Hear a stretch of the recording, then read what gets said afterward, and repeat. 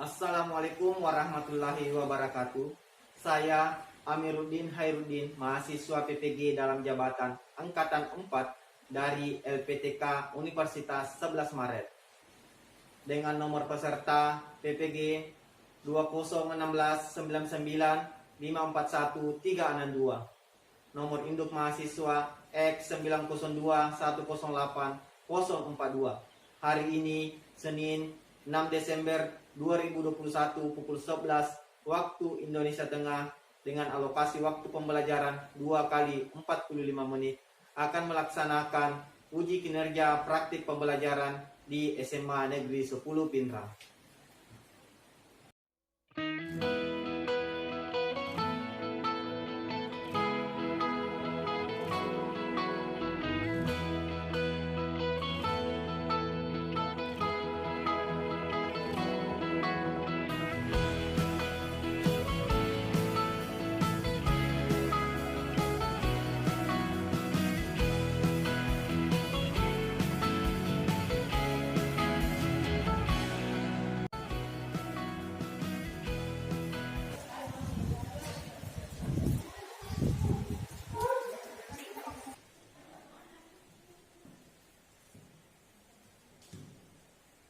Assalamualaikum warahmatullahi wabarakatuh.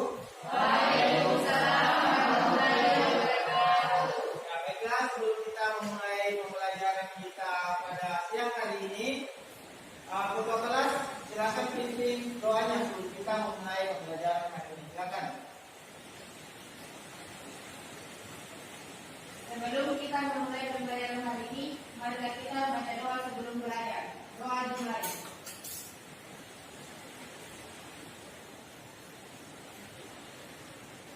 Selesai. Iya. Baiklah, untuk hari ini siapa yang tidak hadir? Ada beberapa orang yang tidak hadir, siapa? 3 orang, Pak. Ya, siapa? Nama siapa? Nur Amelia, Ismail sama Awaludin. Iya.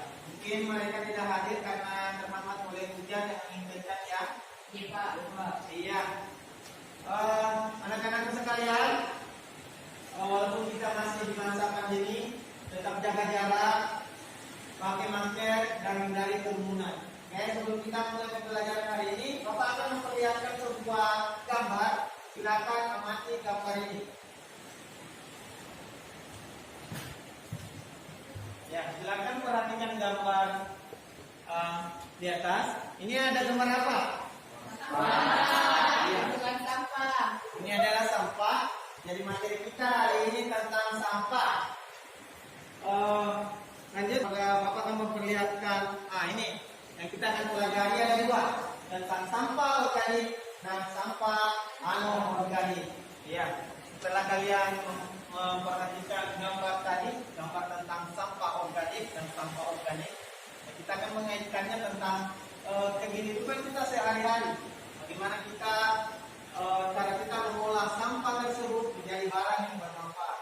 Kita kaitkan dengan pelajaran kita, bagaimana kita menganalisis nanti tentang isi dari materi sampah anorganik dan sampah organik. Baiklah, Bapak akan memperlihatkan tujuan pembelajaran kita hari ini ada 2.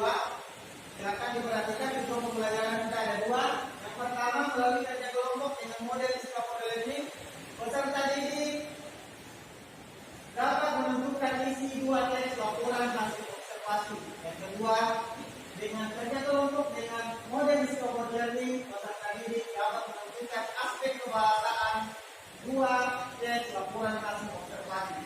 Jadi nantinya pembelajaran kita akan menganalisis isi 2 teks laporan hasil observasi dan menganalisis aspek kebahasaan 2 teks laporan hasil observasi. Ya, baiklah, kita akan lanjut ke kegiatan inti kita. Silakan, komputernya sudah terbentuk dari mulai ya. Iya. Ya, baiklah, sebelum kita memulai pembelajaran hari ini, Bapak akan memperlihatkan sebuah video pembelajaran yang akan membantu kalian dalam mengerjakan tugas-tugas kalian nantinya. Nah, silakan diperhatikan videonya. Pada pembelajaran hari ini yaitu agar kalian mampu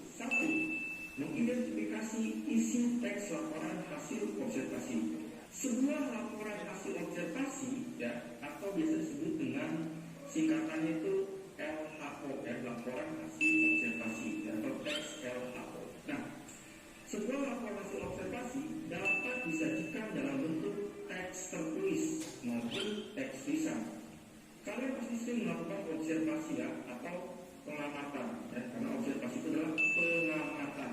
Nah, sekarang kita masuk pada kegiatan pertama nih guys ya.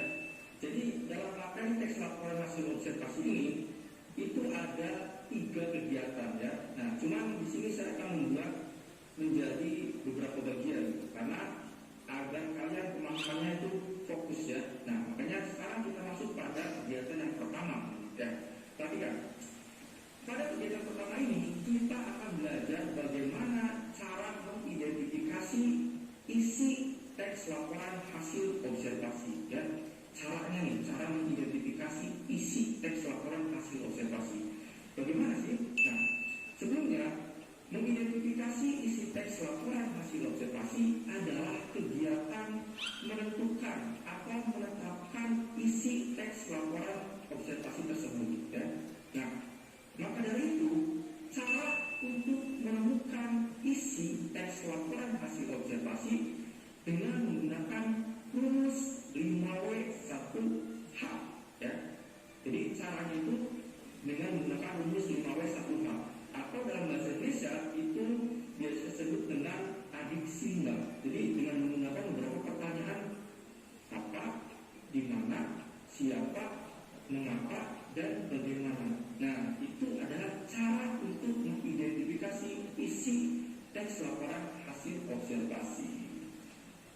Jadi ingat guys ya, untuk menentukan isi teks laporan hasil observasi adalah dengan cara membuat pertanyaan-pertanyaan menggunakan rumus 5W1H ya, atau adiksi simbol dalam bahasa Indonesia. Nah, contoh seperti apa pertanyaannya? Contoh kita menggunakan apa ya, kata apa. Nah, pertanyaannya seperti ini. Apa peristiwanya? Nah, lalu jawabannya Pak, terkait sesuatu atau perihal peristiwa dalam teks tersebut, dalam teks laporan hasil observasi ya. Lalu selanjutnya misalkan pertanyaan yang kedua, siapa? Nah, kita menggunakan kata siapa. Kedua pertanyaannya, siapa yang mengalami peristiwa itu? Nah, lalu jawabannya pasti terkait dengan pilihan objek yang diinformasikan seperti itu ya. Dan sampai dengan pertanyaan yang bagaimana ya. Jadi sesuai dengan rumusnya 5W1H atau adiksi simbol. Apa, di mana, siapa, mengapa, dan bagaimana itu ya. Nah, paham? Sekarang saatnya kalian untuk berlatih mengidentifikasi isi teks laporan hasil observasi. Jawablah pertanyaan-pertanyaan dengan menggunakan rumus 5W1H ya, atau adiksi simbol. Apa, di mana, kapan, siapa, mengapa, dan bagaimana terkait isi teks laporan hasil observasi. Nah, ada berapa sih ciri kebahasan teks laporan hasil observasi? Yang pertama, frasa verbal dan nominal. Yang kedua, afiksasi. Yang ketiga, kalimat definisi dan kalimat deskripsi. Dan yang terakhir, kalimat simpleks dan kalimat kompleks. Yuk kita bahas dari yang pertama, frasa, yaitu gabungan dari dua kata atau lebih atau kelompok kata non-predikatif yang hanya menduduki satu fungsi. Frasa dalam hal ini adalah frasa verbal dan frasa nominal. Verbal adalah kata kerja, sedangkan nominal adalah kata benda. Sehingga frasa verbal adalah gabungan dari dua kata atau lebih atau kelompok kata non-predikatif yang hanya menduduki satu fungsi. Fungsi dalam hal ini adalah fungsi predikat karena menunjukkan adanya frasa verbal. Contohnya adalah sedang bermain. Sedang bermain menunjukkan adanya kata atau frasa verbal karena menunjukkan gabungan dari dua kata dan menunjukkan kata kerja. Yang berikutnya adalah frasa nominal. Frasa nominal adalah gabungan dari dua kata atau lebih atau kelompok kata non-predikatif yang hanya menduduki satu fungsi. Fungsi dalam hal ini adalah fungsi subjek atau objek. Contohnya adalah wayang kulit. Gabungan dari dua kata ini menunjukkan adanya kata benda. Pembahasan yang ketiga adalah afiksasi. Afiksasi yaitu proses penimbuhan. Afiksasi berasal dari kata afiks yang berarti imbuhan. Imbuhan dalam bahasa Indonesia ada 4. Yang pertama, awalan atau prefiks. Yang kedua, sisipan atau infiks. Yang ketiga, akhiran atau sufiks. Dan yang terakhir, gabungan atau konfiks. Nah, Study ID akan memberikan contoh satu persatu. Mulai dari awalan. Awalan atau prefiks contohnya adalah berlari. Berlari mendapatkan imbuhan ber dari bentuk dasar lari. Contoh yang kedua adalah sisipan atau infiks, yaitu telunjuk. Telunjuk mendapatkan imbuhan el dari bentuk dasar tunjuk. Yang ketiga, akhiran atau sufiks. Contohnya adalah makanan. Kata makanan mendapatkan akhiran an dari bentuk dasar makan. Dan yang terakhir, konfiks atau gabungan. Contohnya adalah berlarian. Kata berlarian ini mendapatkan 2 imbuhan yang berbeda, yaitu awalan dan juga akhiran. Ada awalan ber dan akhiran an dari bentuk dasar lari. Pembahasan yang keempat adalah kalimat definisi dan kalimat deskripsi. Kalimat definisi adalah kalimat yang memberikan penjelasan umum tentang suatu objek. Contoh, wayang adalah seni pertunjukan yang telah ditetapkan sebagai warisan budaya Indonesia. Kata adalah merupakan ciri yang sangat menonjol di dalam kalimat definisi. Namun, selain kata adalah, di dalam ciri kalimat definisi ada beberapa kata yang sering keluar, yaitu ada kata ialah, ada kata yaitu, ada kata merupakan. Nah, itu adalah beberapa kata yang sering keluar di dalam kalimat definisi. Selanjutnya adalah kalimat deskripsi. Kalimat deskripsi adalah kalimat yang menggambarkan sifat-sifat atau ciri-ciri khusus dari suatu objek, atau kalimat yang menggambarkan sesuatu secara spesifik. Contoh, wayang ini terbuat dari kulit kerbau yang ditata. Berdasarkan contoh tersebut menunjukkan adanya sesuatu yang spesifik, yaitu wayang terbuat dari kulit kerbau yang ditata. Pembahasan yang terakhir adalah kompleksitas kalimat. Kompleksitas kalimat itu dibagi menjadi 2. Ada kalimat simpleks dan juga ada kalimat kompleks. Kalimat simpleks itu menunjukkan adanya kalimat tunggal, di mana kalimat tunggal itu terdiri dari satu klausa. Sedangkan kalimat kompleks itu menunjukkan adanya kalimat majemuk, di mana kalimat majemuk itu menunjukkan adanya 2 klausa. Ya, itulah tadi video pembelajaran tentang cara menentukan isi laporan hasil observasi dan cara menentukan aspek kebahasaan laporan hasil observasi. Ya, materinya akan saya bagikan untuk kelompok 1. Ini materinya, silakan dibaca.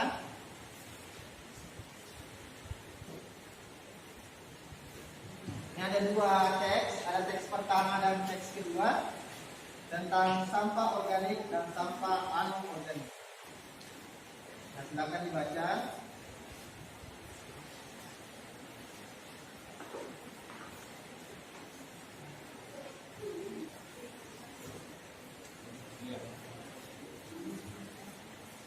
Jadi silakan dulu dibaca teksnya. Peneliti akan memberikan sebuah game. Gamesnya berjudul Bendera Kekuasaan. Jadi setiap nantinya kalian menemukan isi atau aspek kebahasaan teks laporan hasil observasi, silakan tancapkan bendera di tempat yang sudah saya sediakan. Jadi itu nanti gamesnya. Jadi silakan dibaca. Kelompok 2, kelompok 3,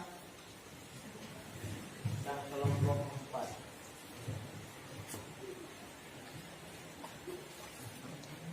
Saya bagikan alat peraganya. Ini bendera benderanya. Benderanya kalian akan tancapkan di tempat itu setiap kalian menemukan kata, misalnya menemukan kata verba, kata frasa nomina, afiks, kalimat deskripsi, atau kalimat simpleks dan kompleks. Bapak akan bagikan alat peraganya. Jadi silakan dibaca, sambil membaca silakan tentukan.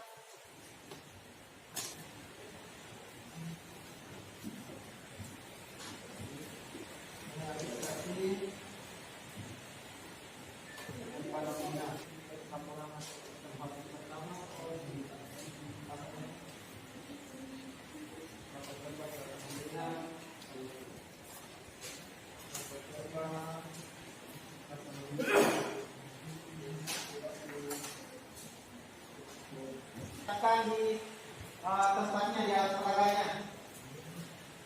Jadi silakan berdiskusi dengan teman kelompoknya. Silakan menentukan isi dan aspek kebahasaan teks laporan hasil observasi. Nah, jadi silakan.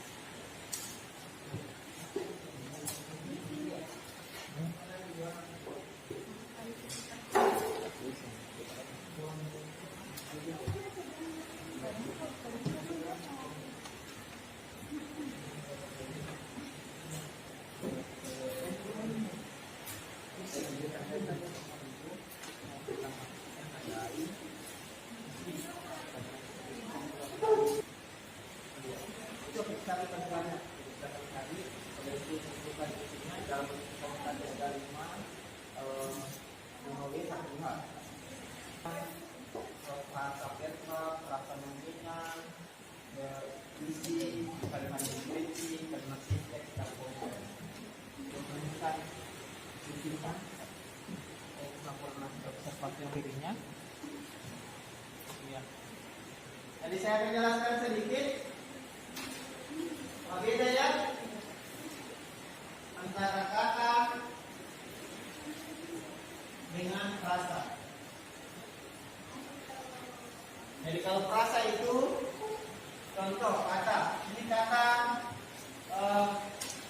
main. Ini adalah kata cuma satu. Kalau frasa itu terdiri dari dua kata. Contohnya sedang,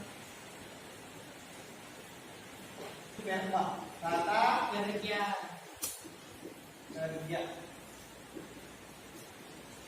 Kalau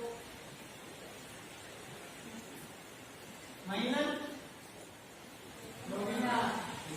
Ini adalah kata benda. Jika kata ini tidak bisa masuk, berarti dia adalah kata nomina. Benda. Jadi misalnya bermain, tidak bermain, berarti dia adalah kata kerja atau verba. Jadi seperti itu caranya. Misalnya kalian bingung, oh apakah itu termasuk kata benda atau kata kerja? Jadi dalam menentukannya, tambahkan saja kata kerja. Paling gampang menentukannya. Jadi kalau tidak mainan berarti itu adalah kata nomina. Jadi kalau tidak bermain, kalau katanya masuk tidak bermain berarti itu adalah kata. Oke, silakan dilanjut.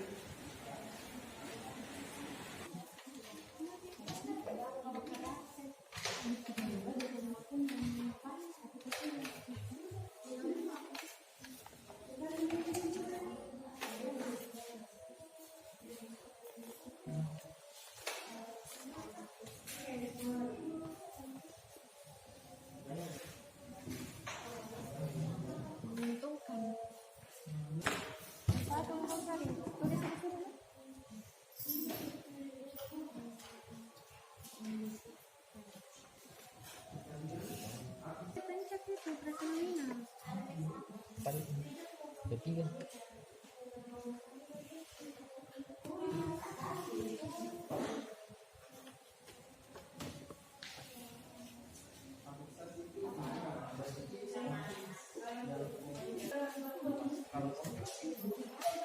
Permainan mendapatkan Allah dan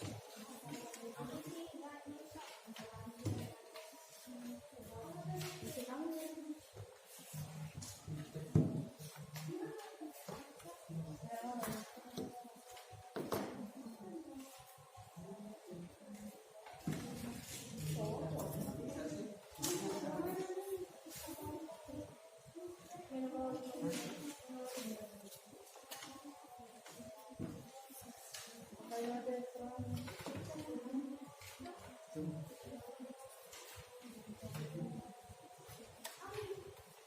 kalau udah pakai. Jadi dari sini dua kasih banyak kompleks. Satu mendapatkan masih teks itu kalimat yang kalau subjek cuma terdapat predikat subjek dan predikat tadi cuma dua. Contoh saya sedang makan itu karena simplex. Kalau simplex saya sedang makan sedangkan saya membaca Quran, berarti ada dua cetak.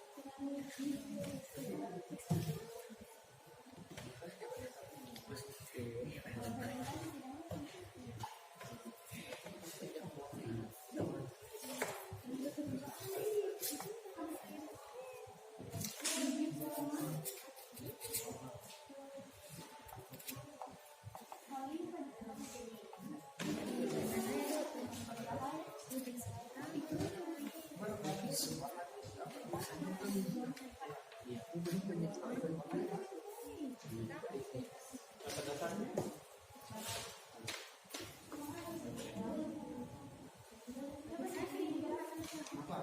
Aplikasi Pak.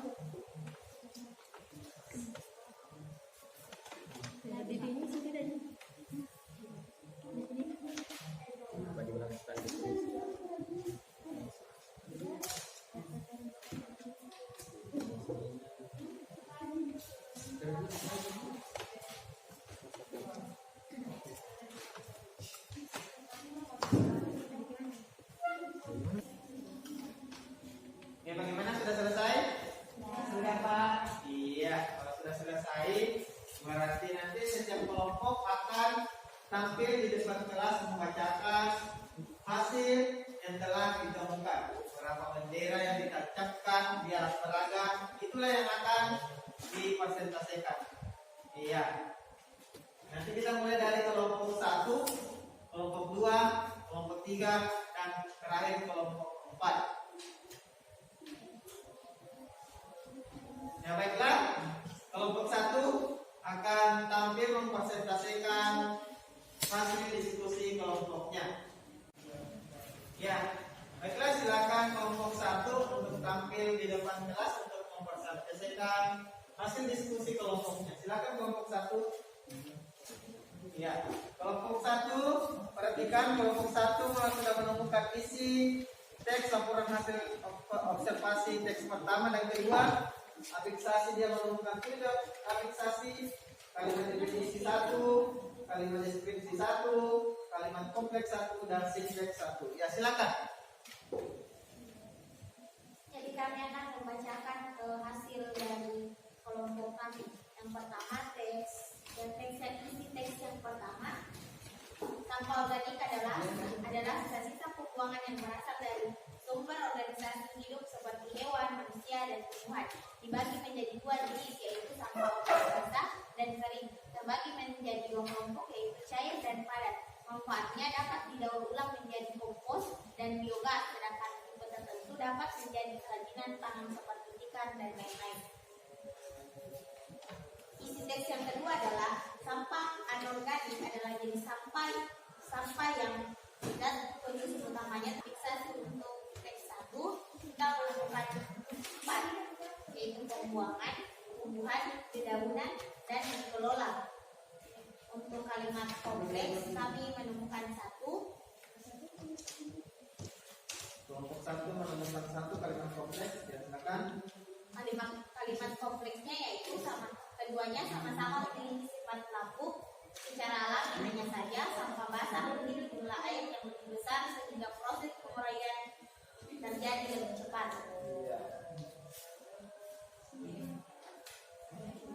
Selanjutnya kalimat definisi. Kalimatnya sampah organik terbagi menjadi dua kelompok, yaitu cair dan padat. Iya, itulah tadi penampilan dari kelompok 1 sudah menemukan isi teks pertama dan kedua, menemukan satu kalimat definisi, satu kalimat deskripsi, afiksasi, dan satu kalimat kompleks dan simpleks. Oke, tepuk tangan untuk kelompok 1. Selanjutnya kelompok 2. Oke, silakan kelompok.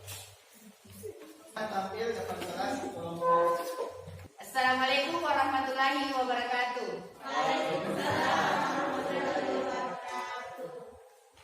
Perkenalkan, kami dari kelompok 2 akan membacakan hasil diskusi kelompok kami mengenai isi teks laporan hasil observasi dan kebahasaan teks laporan hasil observasi. Isinya yaitu untuk teks pertama, sampah organik adalah sisa-sisa pembuangan yang berasal dari sumber organisasi hidup seperti manusia, hewan, dan tumbuhan. Sampah organik dibagi menjadi dua jenis, yaitu sampah organik basah dan sampah organik kering. Berdasarkan wujudnya, sampah organik terbagi menjadi dua kelompok, yaitu cair dan padat.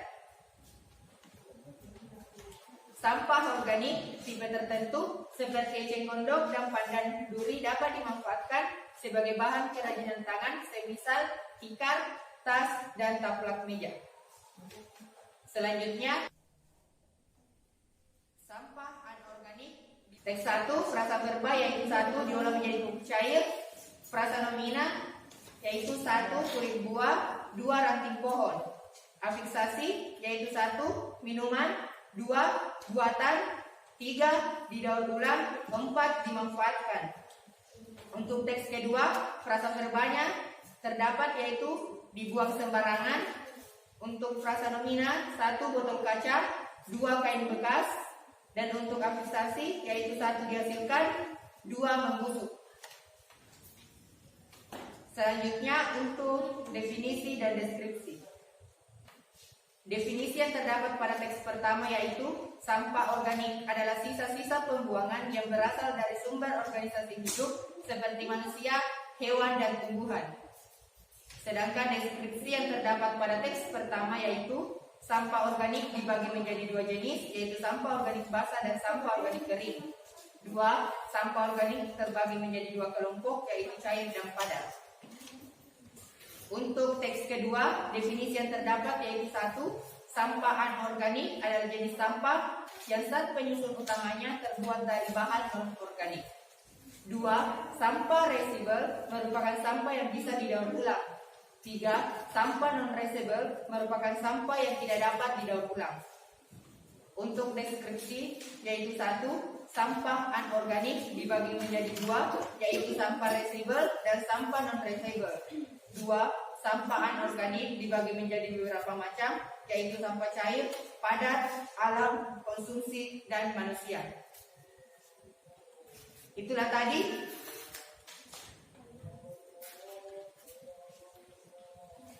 tadi pembacaan hasil diskusi kelompok kami. Sekian dan terima kasih. Wassalamualaikum warahmatullahi wabarakatuh. Aplaus untuk kelompok 2. Selanjutnya kelompok 3, silakan. Ya, silakan diperhatikan temannya. Kelompok 3 akan membacakan hasil diskusi. Ya, silakan. Assalamualaikum warahmatullahi wabarakatuh. Kami dari kelompok 3 akan mempresentasikan hasil diskusi kelompok kami mengenai isi teks laporan hasil observasi dan kaidah kebasan LAO atau laporan hasil observasi. Yang kami temukan dari laporan hasil observasi yang kita lakukan adalah kalimat definisi. Sampah anorganik adalah jenis sampah yang zat penyusun utamanya terbuat dari bahan non-organik. Kalimat deskripsi dibedakan dari bentuknya. Sampah anorganik dibagi menjadi beberapa macam, yaitu sampah cair, padat, alam, konsumsi, dan manusia. Semua jenis sampah tersebut dihasilkan dari bahan sintetik dan bahan non-hayati sebagai hasil dari proses industri. Isi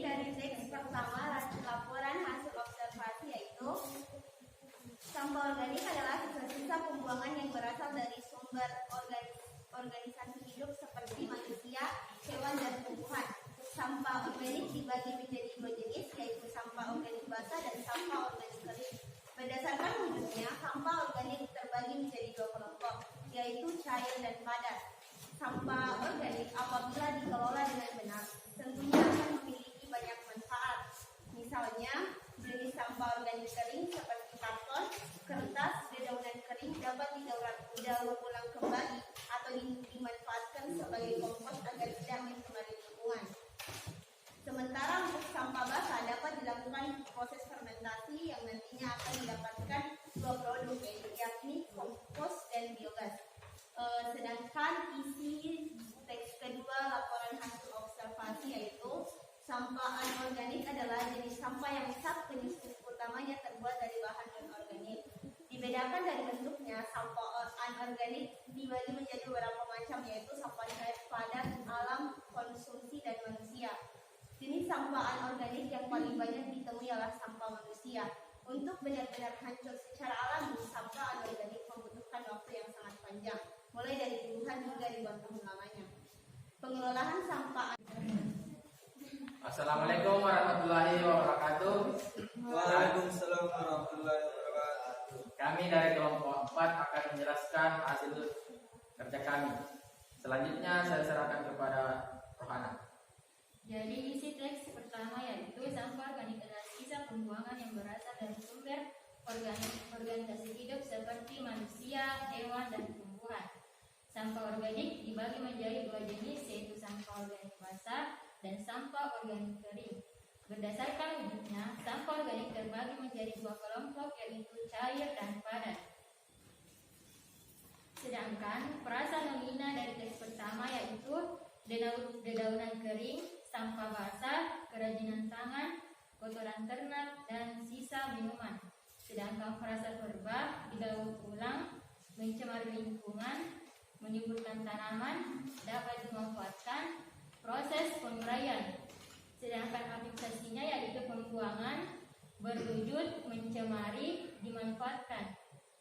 Dan kalimat kompleksnya yaitu sementara sampah organik buatan pabrik berupa kertas dan kardus juga bisa diolah untuk kerajinan tanah seperti besi, meja, peralatan rumah tangga, dan souvenir. Kalimat deskripsi pada teks pertama yaitu sampah organik apabila dikelola dengan benar tentunya akan memiliki banyak manfaat. Misalnya jenis sampah organik kering seperti karton, kertas, dedaunan kering dapat didaur ulang kembali atau dimanfaatkan sebagai kompos agar tidak mencemari lingkungan.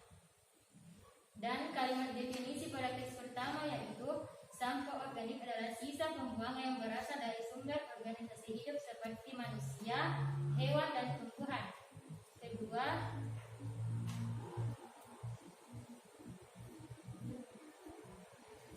itulah tadi isi dari teks pertama. Saya kembalikan kepada Muhammad Yasin.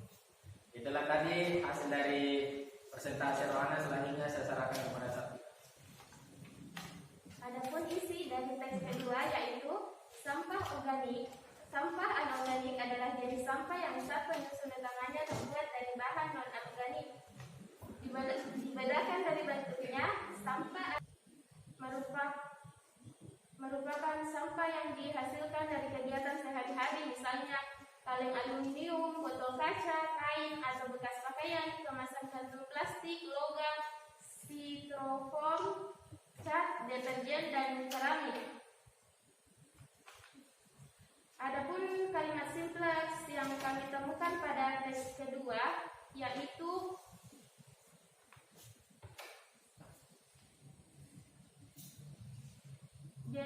sampah organik yang paling banyak ditemui ialah sampah manusia. Itulah tadi penjelasan dari saya. Selanjutnya saya kembalikan kepada moderator. Itulah tadi presentasi dari kelompok kami. Mohon maaf jika ada kesalahan ucap kata. Sekian, wassalamualaikum warahmatullahi wabarakatuh. Waalaikumsalam warahmatullahi wabarakatuh. Ya, boleh kena pause untuk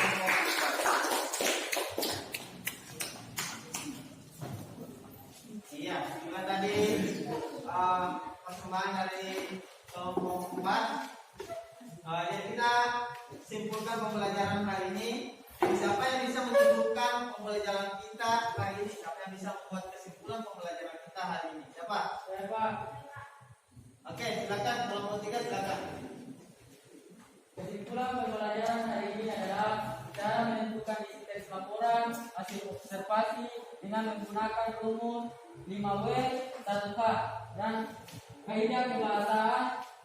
Kaidah kebahasaan LAO ada isi LAO perasa verba dan nomina, afiksasi kalimat, definisi dan deskripsi serta kalimat kompleks. Iya. Jadi dalam menentukan isi teks laporan hasil observasi itu kita menggunakan rumus 5W tambah 1H dan menentukan aspek kebahasaan dari teks laporan hasil observasi. Ada afiksasi, ada kalimat deskripsi, definisi, frasa verba, nomina, kalimat visi teks dan kompleks. Ya, selanjutnya siapa yang bisa merefleksi pembelajaran kita? Ya, silakan dari kelompok 4, silakan.